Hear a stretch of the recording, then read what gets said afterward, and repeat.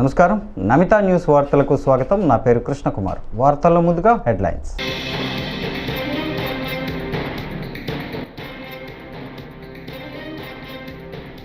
చంద్రబాబు అధ్యక్షతన TDP polit bureau సమావేశం, పలు కీలక నిర్ణయాలు.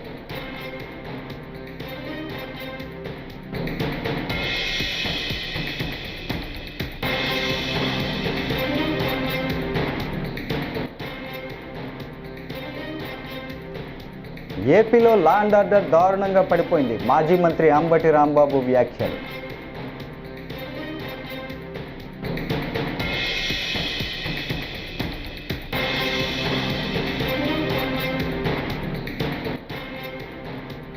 కర్ణాటక సీఎంతో AP deputy CM Pawan Kalyan భేటీ. ఎర్రచందనం స్మగ్లింగ్ను అడ్డుకోవడానికి సహకరించాలని విజ్ఞప్తి.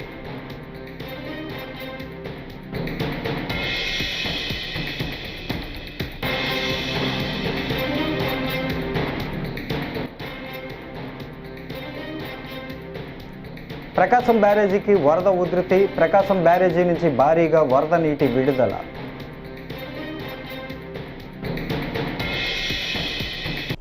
ఇక డీటెయిల్స్ చూస్తే, సీఎం చంద్రబాబు నాయుడు అధ్యక్షతన గుంటూరు జిల్లాలోని పార్టీ కేంద్ర కార్యాలయంలోని ఎన్టీఆర్ భవన్లో టీడీపీ పొలిట్ బ్యూరో సమావేశం జరిగింది.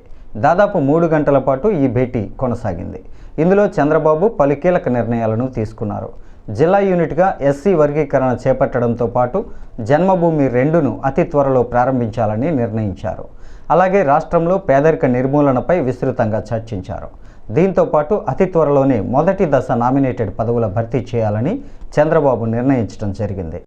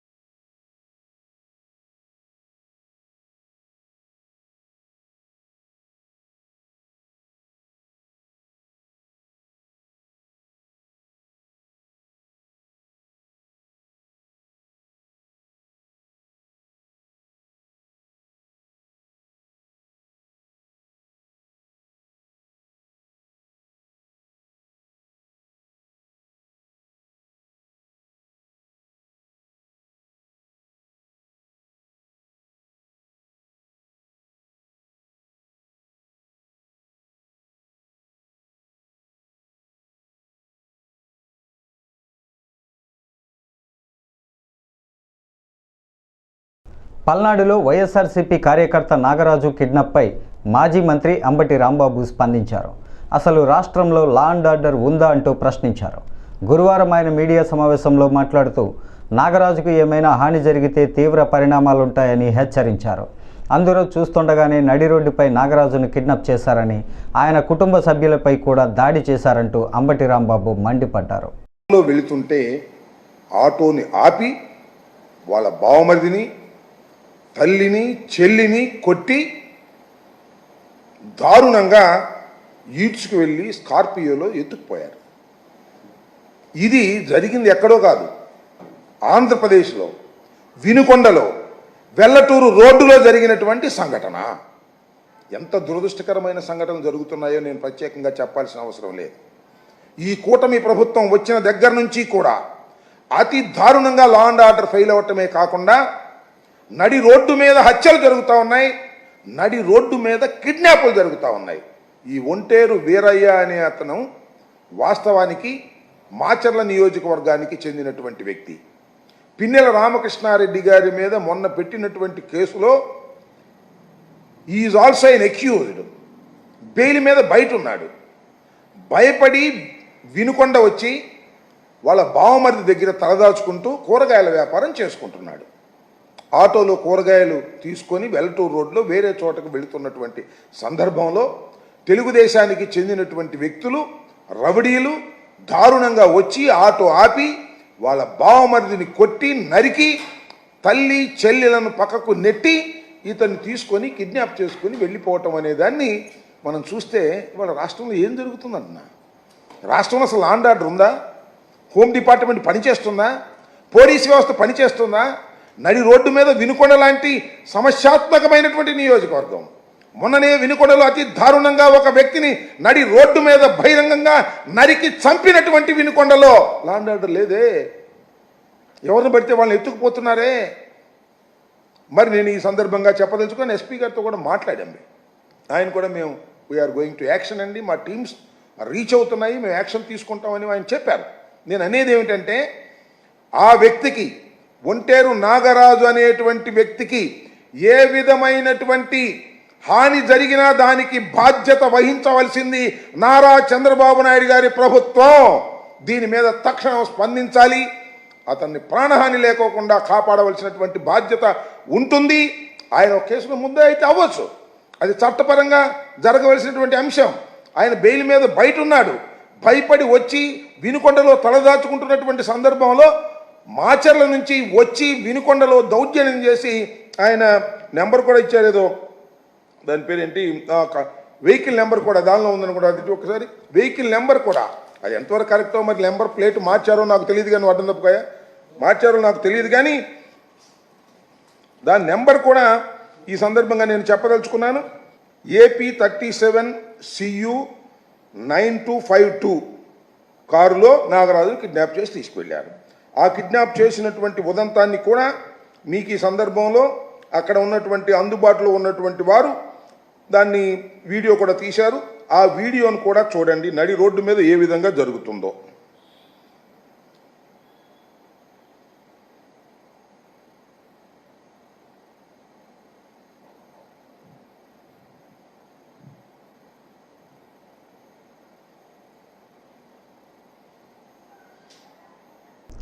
ఆంధ్రప్రదేశ్ ఉప ముఖ్యమంత్రి జనసేన పార్టీ అధినేత పవన్ కళ్యాణ్ గురువారం నాడు కర్ణాటక ముఖ్యమంత్రి సిద్ధరామయ్యను కలిశారు.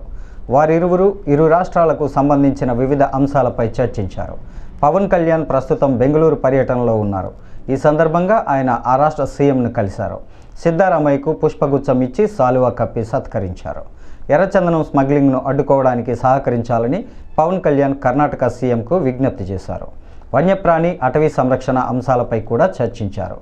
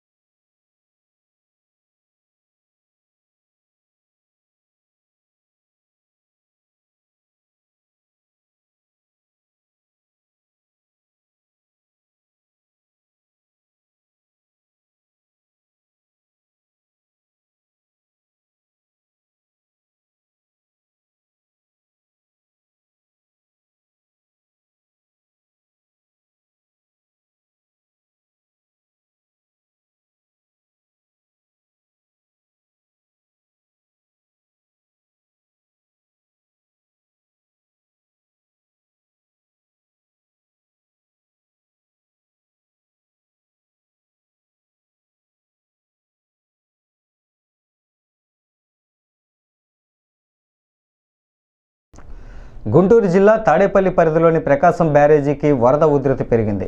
దీనితో గురువారం ఉదయం ప్రకాశం బ్యారేజీ వద్ద 40 గేట్లు 7 అడుగుల మేర, 30 గేట్లు 6 అడుగుల మేర పైకెత్తి 2,93,000 క్యూసెక్కుల నీటిని అధికారులు దిగువకు విడుదల చేస్తున్నారు. ఈ క్రమంలో లోతట్టు ప్రాంతాల ప్రజలు అప్రమత్తంగా ఉండాలని, అవసరమైతే పునరావాస కేంద్రాలకు తరలి రావాలని అధికారులు సూచించారు.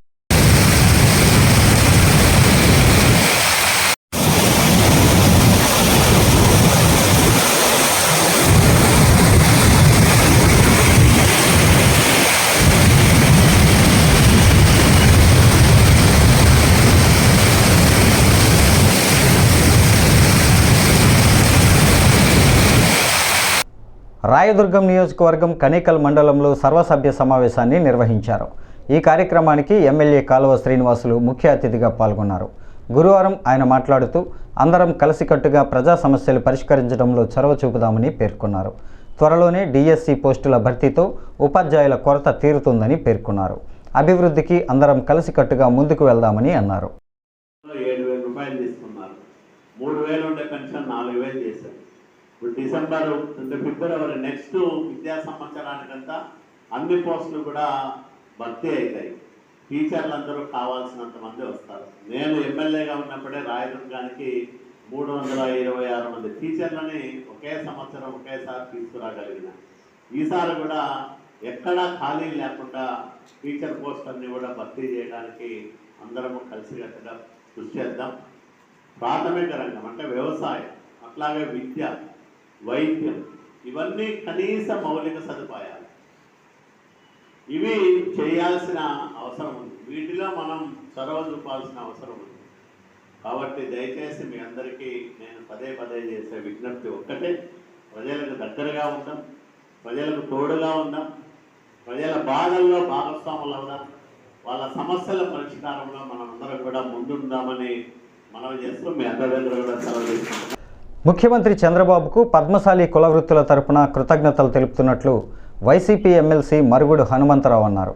మంగళగిరిలో భావన ఋషి కళ్యాణ మండపం ప్రారంభం సందర్భంగా జరిగిన సమావేశంలో ఆయన మాట్లాడుతూ సీఎం చంద్రబాబు వీవర్స్కు జీఎస్టీ లేకుండా కేంద్రంతో మాట్లాడతానని హామీ ఇచ్చారని అన్నారు. అలానే మగ్గాలు లేని వారికి సొంత ఇల్లు నిర్మిస్తామని చంద్రబాబు ఇచ్చిన హామీకి కృతజ్ఞతలు తెలిపారు. మేము రీఎంబర్స్మెంట్ చేస్తామని చెప్పాడు.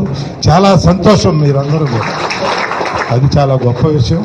తర్వాత సొంతంగా మగ్గాలు ఉన్నటువంటి వాళ్ళు ఎవరైనా కట్టుకున్నట్టయితే వాళ్ళకి గృహ నిర్మాణ సదుపాయం, అట్లా కాకుండా అది ఇది మగంగోళ్ళు లేనటువంటి వాళ్ళు, స్థలం లేనటువంటి వాళ్ళు ఉంటే మేమే ఏదైనా చేనేత సెంటర్లో ఒక స్థలం కొని షెడ్లేసి వాళ్ళకి పని కల్పించేటటువంటి ఏర్పాటు కూడా చేస్తామని చెప్పారు.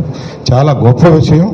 చంద్రబాబు నాయుడు గారికి కూడా ఈ సందర్భంలో చేనేత పరిశ్రమ తరఫున ధన్యవాదాలు తెలియజేస్తున్నాను. ఈ విషయాలన్నింటినీ కూడా గుర్తులో పెట్టుకోవాలని చెప్పి మీకు ఆ బాధ్యతల్ని మీకు అప్పచెబుతున్నాం. చాలా సంతోషం. తెలుగు చలనచిత్ర సినీ నటుడు సంతోష్ శోభన్ కుటుంబ సభ్యులతో కలిసి గురువారం నైవేద్య విరామ సమయంలో శ్రీ వెంకటేశ్వర స్వామివారిని దర్శించుకున్నారు. దర్శనం అనంతరం వీరికి ఆలయ రంగనాయక మండపంలో ఆలయ అధికారులు తీర్థ ప్రసాదాలను అందజేశారు. అనంతరం ఆలయ వెలుపల సంతోష్ శోభన్తో అభిమానులు, భక్తులు ఫోటోలు దిగేందుకు ఎగబడ్డారు.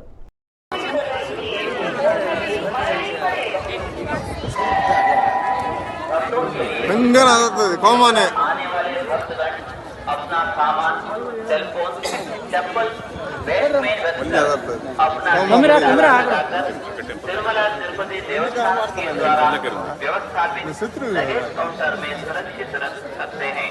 रुपया 300 सर्वदर्शन तथा दिव्य दर्शन के लिए आने वाले भक्त अपना बैग क्यू लाइन में जमा करके సీఎం చంద్రబాబు నాయుడు ప్రకటించిన ఉచిత ఇసుక విధానంలో ఎంతో స్కామ్ జరుగుతోందని రాజమండ్రి సిటీ వైసీపీ అధికార ప్రతినిధి బిల్డర్ చిన్న ఆరోపించారు. గురువారం రాజమండ్రిలో నిర్వహించిన విలేకరుల సమావేశంలో ఆయన మాట్లాడారు. రాజమండ్రి నగర అభివృద్ధికి మాజీ ఎంపీ భరత్ ఎంతగానో కృషి చేశారని అన్నారు. అలాంటి నాయకుడిపై మాజీ ఎమ్మెల్సీ ఆదిరెడ్డి అప్పారావు విమర్శలు చేయడం దారుణమని మండిపడ్డారు. రాజమహేంద్రవరంలోని మన లాలా చెరువు దాడితే చాలు మన తిరుపతి కొండ సైజ్ చేశారు ఇసుక అంతా కూడా. మరి ఆ ఇసుక అంతా కూడా ఎంత స్కామ్ చేశారన్నదో జనాలందరూ కూడా తెలుసు. మరి ఈరోజు చంద్రబాబు నాయుడు గారు చెప్తున్నారు ఫ్రీ ఇసుక ఫ్రీ ఇసుక ఫ్రీ ఇసుక అనేసి. మరి చాలా మంది ప్రజలందరూ కూడా ఫ్రీ ఇసుక వస్తుందో డబ్బులు తీసుకుంటున్నారు అన్నది ఒక్కసారి మీరు కూడా జనాల్లోకి వెళ్తే తెలుస్తుంది. ముందుగా తెలుసుకోవాల్సింది ఏంటంటే మన శాసనసభ్యులు ఆదిరెడ్డి వాసు గారు తెలుసుకోవాలి. ఎందుకంటే ఇసుక ఫ్రీ ఫ్రీ ఫ్రీ అంటారు. ఇసుక ఎక్కడ ఫ్రీ ఇస్తున్నారు? ఇసుక ఇంచుమించుగా సుమారుగా ఒక్కొక్క లారీకి 13-18 వేలు కూడా వసూలు చేస్తున్నారు. కావాలంటే మీకు రుజువు చేస్తాం. కావాలంటే మీకు రుజువు తీసుకునే వాళ్ళు కూడా ఇక్కడ ఉన్నారు కొంతమంది. కానీ ఒకటి మీరు తెలుసుకోవాల్సింది ఏంటంటే మెయిన్ ఇంపార్టెంట్గా మన ప్రెస్ మీట్లోని మరి మాట్లాడుతున్నారు. ప్రెస్ మీట్లో ఎవరు దాసిన ప్రసాద్ గారు కానీ ఇంకా ఇతరులందరూ కూడా వచ్చి మాట్లాడుతున్నారు. మరి ఒక పార్లమెంటుగా ఒక ఎంపీ స్థానం చేసి ఒక చీఫ్ విప్గా చేసి ఈరోజు రాజమహేంద్రవరంలో కూడా మరి మంచి డెవలప్మెంట్ చేసి ఈరోజు రాజమహేంద్రవరం ఇలా ఉంటుంది అని చూపించి ఏకైక వ్యక్తి మార్గాన్ భరతరామ్ గారు. మరి గతంలో ఎలా ఉంది ఇప్పుడు ఎలా ఉందో చూశారు. మరి ఆయన్ని మరి ఒక పదవి లేదు, ఒక పాటు లేదు, జిల్లా అధికార ప్రతినిధి అని చెప్పుకుంటూ మరి నిజంగా మరి భరతరామ్ గారిని సన్నాసి అంటున్నాడు.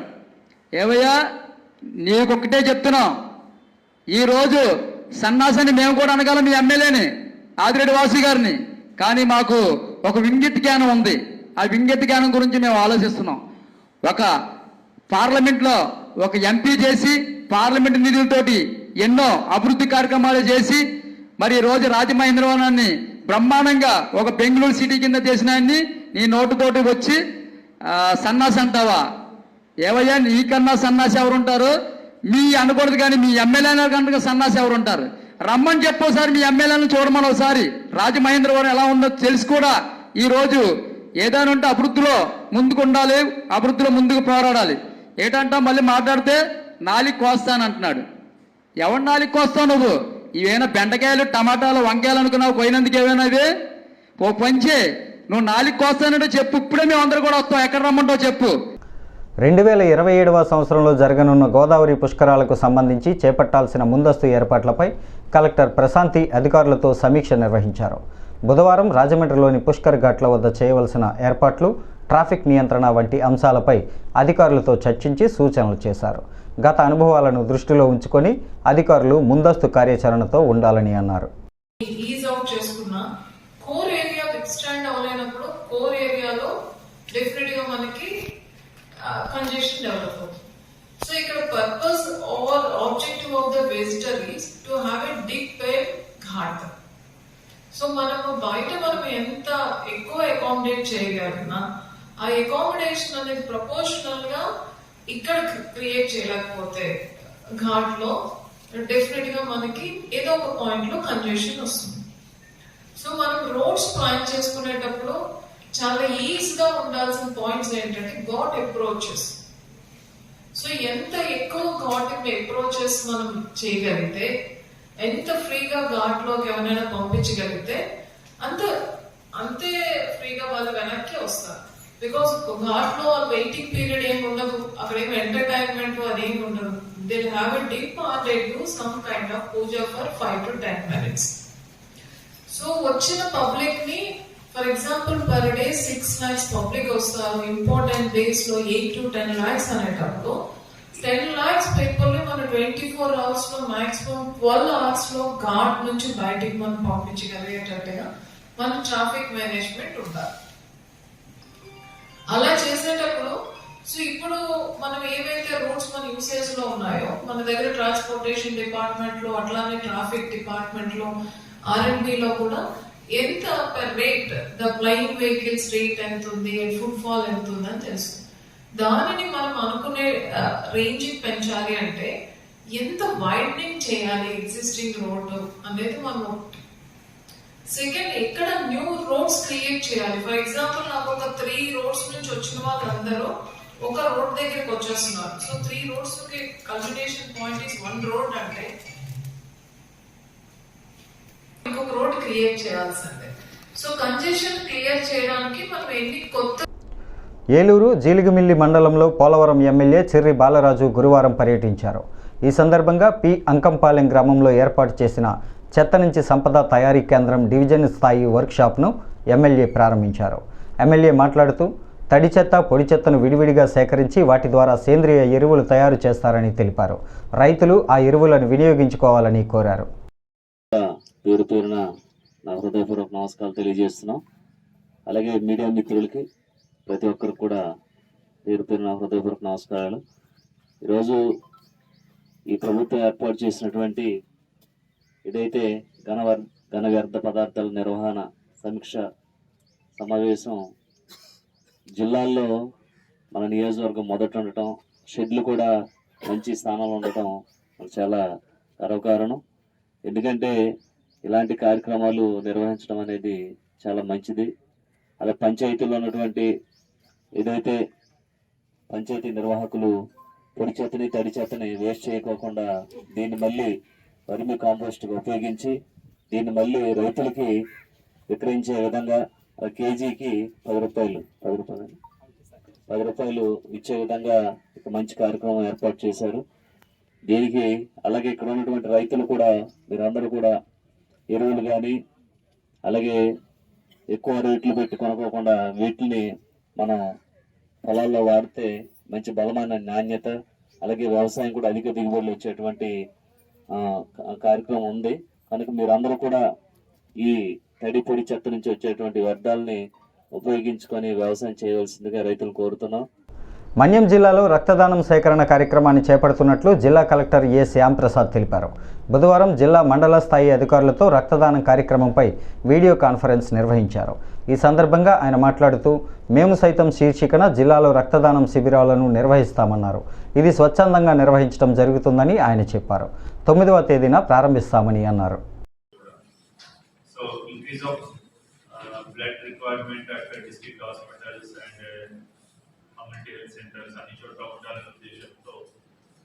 Without asking the donors, లేకపోతే బ్లడ్ గ్రూప్ అని డినై మన మెయిన్ ఉద్దేశం ఒకటి. రెండోది అన్ని టైప్ ఆఫ్ బ్లడ్ గ్రూప్స్ కూడా అందుబాటులో ఉండాలి. Not only positive blood groups కాకుండా కొన్ని నెగిటివ్ బ్లడ్ గ్రూప్స్ కానీ లేదంటే కొన్ని డోనర్స్ ఐడెంటిఫై చేసుకొని ఆన్ కాల్ కూడా ఆ బ్లడ్ గ్రూప్ వాళ్ళు మన డేటాబేస్ మెయింటైన్ చేసి సార్ మనం ఈ ప్రోగ్రామ్ వచ్చేసి మనం చెప్పినట్టు we have planned this entire program to cover the entire district in the span of 5 months. 5 months లో ఒక్కొక్క మండలికి ఒక్కొక్క డే ఇచ్చాం సార్. సో అట్లా 5 months span లో entire district will be able to cover sir. That is the plan. And in charge of the camp will be MPDO. And ప్రతి camp I just brief the SOP sir. What is the SOP? There is one portal called e-Raktkosh portal. దానికి login ఉంది. అది login చేసి పేరు మేము సైతం అని అందరూ క్రియేట్ చేయాలి. So that will be able to consolidate data time also this perform and we will review the preparedness. దీనికి one MPDO is responsible for filling this perform and one special officer, one district officer is designated as special officer for each mandal. And we have also listed scarcity for few groups and there is necessity for few blood groups. ఈ analysis trend supply demand అనే analysis చేసి target ఇవ్వడం జరిగింది. B positive 20 members and O positive 10 members. మనం వాళ్ళకి definite గా ఇవ్వడానికి అవకాశం ఉంటుంది. అండ్ ఈ ప్రోగ్రామ్ కి మనం ఒక చిన్న టైటిల్ పెట్టుకున్నాం. నర్సీపట్నం శివోహం టీం ఆధ్వర్యంలో బుధవారం సనాతన ధర్మ పరిరక్షణ వేదిక కార్యక్రమాన్ని నిర్వహించారు. ప్రవచనకర్త ఇంద్రగంటి వెంకట గోపాలకృష్ణాచార్యులు మాట్లాడుతూ మానవతా విలువలు, సామాజిక బాధ్యతలతో కూడిన కర్తవ్య ధర్మాలు మరుగున పడుతున్నాయని అన్నారు. ఈ నేపథ్యంలో యువతరం వ్యక్తిగత సామాజిక స్పృహ కలిగి ఉండాలని పిలుపునిచ్చారు. దానిని నిర్వహించడానికి, దాన్ని ఆచరించడానికి సాధికారత సాధించిన వాడు చదువుకున్నవాడు కావాలి, నాలెడ్జ్ ఉన్నవాడు కావాలి. వాడే ఎలక్ట్రీషియన్. మనం అంత డబ్బు పెట్టి ఇల్లు పెట్టుకొని ఇంటి కొనుక్కొని పెట్టుకున్నా, మనమే బిల్లు పెట్టుకున్నా, ఎలక్ట్రీషియన్ తెచ్చుకుని ఇంట్లో కరెంట్ ఎలా బాగు చేసుకుంటామో, వేగం మందే అయినా వేగం ఫలితం మందే అయినప్పటికీ బ్రాహ్మణుడు వచ్చి మనకి వేద పండితుడు వచ్చి పూజ చేసి వెళ్ళడం అనేది ఒక సంప్రదాయం. చదువుకున్న తర్వాత వచ్చా పని చేస్తాడు. కరెంట్ ఎదే బిల్లు కదా, అవునా కదా? అలాగే వేదం కూడా పలకాలు ఎలా అధ్యయనం చేయడం చెప్పండి. మరి వేదాలకు కూడా చేయాలి. వేదం ఒక్కటే ఉన్నాయా లోకానికి? బోర్డు తీసుకోవడం, నీళ్లు కలిపి బోర్డు తీస్తారు కదా, బోర్డు తీసే వ్యవస్థ అది కూడా మనమే తీసుకోండి. అది బోర్డు తీసేవాళ్ళు మమ్మల్ని నిరాకరించారు, చంద్రాకరం అడగడం ఆలోచించండి ఒకసారి. ఒక్కొక్క వృత్తి ఒక్కొక్క గొప్ప, ఎవరి వృత్తి వారికి గొప్ప. ఏమో అవునా కదా? ఫోటో తయారు చేసేవాడు ఉంటాడు, మనం తయారు చేయగలమా? ఒక డాక్టర్ తయారు చేయగలరా? అందులో విడకుండా తెలిస్తాయి. అంత మాత్రాన అతను ఫోటో తయారు చేయలేదు ఒక కళ. దాన్ని మెచ్చుకోవాల్సిన విషయం. వాడు ఎక్కువ మనం తక్కువ అనే మామూలు ఎప్పుడు కానీ చెప్పలేదు. ఇలాంటి అపప్రదలన్నీ లోకంలో అందరికీ ఇచ్చారు.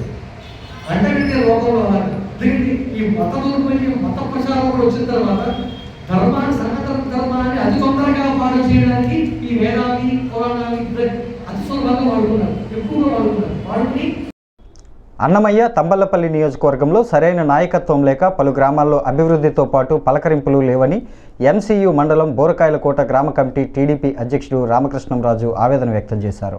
బుధవారం బోరకాయలకోటలో జరిగిన టీడీపీ కార్యకర్తల సమావేశంలో మాట్లాడుతూ టీడీపీకి కష్టపడే వారికి గుర్తింపు కొరవైందని, సరైన నాయకత్వం కల్పించాలని అధిష్టానాన్ని కోరారు.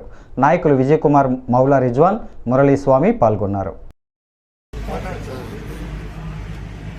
ఇక్కడ ఇచ్చేసినటువంటి తెలుగుదేశం కుటుంబ సభ్యులకి అందరికీ కూడా ధన్యవాదాలు తెలియజేస్తున్నాం. మన తంబలపల్లి నియోజకవర్గంలో ఒక విచిత్రమైనటువంటి పరిస్థితి దాపురించింది. కారణం ఏమంటే అత్యంత సులభంగా గెలుచుకోగలిగినటువంటి ఈ స్థానాన్ని ఇక్కడ ఉన్నటువంటి క్యాండిడేట్ అసమర్థతో, అలక్ష్యం వల్లనో దీన్ని చేజార్చుకోవడం జరిగింది. సుమారుగా ఎటువంటి పరిస్థితుల్లో 20,000 కంటే ఎక్కువ మెజారిటీతో గెలుస్తామనే ధీమాతో ఉన్నటువంటి కార్యకర్తలందరి యొక్క మనసులో ఛిద్రమయ్యే విధంగా ప్రవర్తించాడు మన క్యాండిడేట్. తుదకు అనేక ప్రాంతాలలో ఏజెంట్లను కూడా నియమించలేని దురవస్థలో ఉండి ఈ యొక్క తెలుగుదేశానికి కంచుకోటగా ఉన్నటువంటి తంబలపల్లి నియోజకవర్గాన్ని అప్పనంగా ఎదుటి పక్షానికి దారాదత్తం చేయడం జరిగింది. అయినా కార్యకర్తల యొక్క మనోభావాలను గుర్తించకుండా నేటికి కూడా అతను జయచంద్రారెడ్డి గారు కార్యకర్తలను ఎంతో ఎంతో ఎంతో నిర్లక్ష్యం చేస్తున్నాడు. ఇప్పుడు ప్రభుత్వం ముందు వచ్చినా కూడా కార్యకర్తలు నైరాశ్యంతో, నిరాశ నిస్పృహలతో ఉండేటువంటి పరిస్థితి వచ్చింది ఈ నియోజకవర్గంలో. ఇది కేవలము అతని యొక్క నిర్లక్ష్యం వల్లనే ఇది జరుగుతూ ఉంది. కాబట్టి ఇప్పటికైనా పార్టీ అధిష్టానము దీనిని గుర్తించి. ఈ వార్తలు ఇంతటితో సమాప్తం. నమస్కారం.